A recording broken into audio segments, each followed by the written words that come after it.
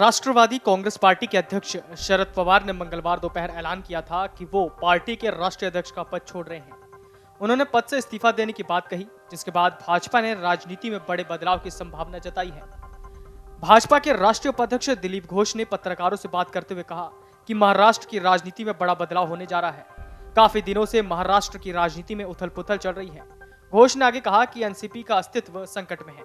शरद पवार अपनी सत्ता खो रहे हैं। जिस तरह से पवार पावर लेकर चल रहे थे, वो पावर अब खतरे में है। महाराष्ट्र की राजनीति में बहुत बड़ा बदलाव होने वाला है। उन्होंने आगे कहा कि उन्हें लगता है कि वहां जिस आधार पर लोगों ने वोट दिया था, उसी को देखते हुए राजनीति हो रही है।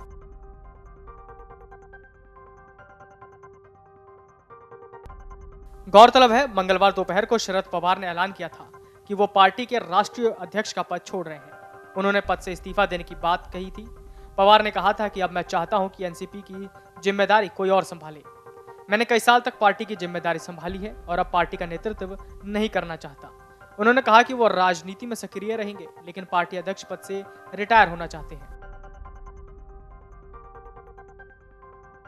पवार ने कार्यक्रम में मौजूद 600 से अधिक पार्टी कार्यकर्ताओं से कहा था कि इतने लंबे करियर के बाद व्यक्ति को रुकने के बारे में भी सोचना चाहिए।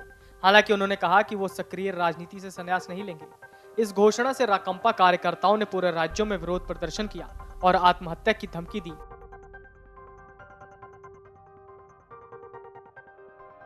वहीं पवार के भतीजे अजीत ने कहा था कि राकंपा प्रमुख को अपने फैसले पर पुनर्विचार करने में 2 से 3 दिन लगेंगे। शरद पवार या एनसीपी ने अभी तक नए अध्यक्ष को लेकर कोई आधिकारिक जानकारी नहीं दी है, लेकिन सूत्रों के अनुसार अजीत पवार शरद पवार की जगह ले सकते हैं।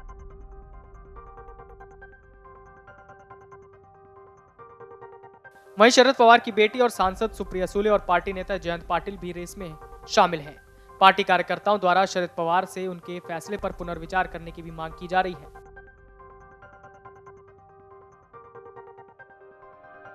अब अजीत पवार के घर हो रही एनसीपी नेताओं की बैठक में कोई अहम निर्णय पर सहमति बनने की उम्मीद की जा रही है। शरद पवार के इस्तीफे का समय भी बेहद अहम है। दरअसल उद्धव ठाकरे की याचिका पर सुप्रीम कोर्ट अगले 2 हफ्ते में फैसला सुना सकता है।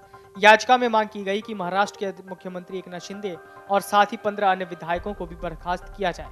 ऐसे में महाराष्ट्र की राजनीति में ऐसी चर्चाएं चल रही हैं कि अजीत पवार भाजपा के साथ गठबंधन कर सकते हैं। यही वजह है कि शरद पवार के अचानक हुए इस्तीफे को लेकर राजनीतिक गलियारों में काफी चर्चा है। महाविकास अघाड़ी गठबंधन के लिए भी शरद पवार का इस्तीफा बड़ा झटका माना जा रहा है। वीडियो डेस्क अमरउजाला.com। मन से उजाला कर चले, मन से उजाला कर चले, एक अमर उजाला कर चले, उजाला कर चले।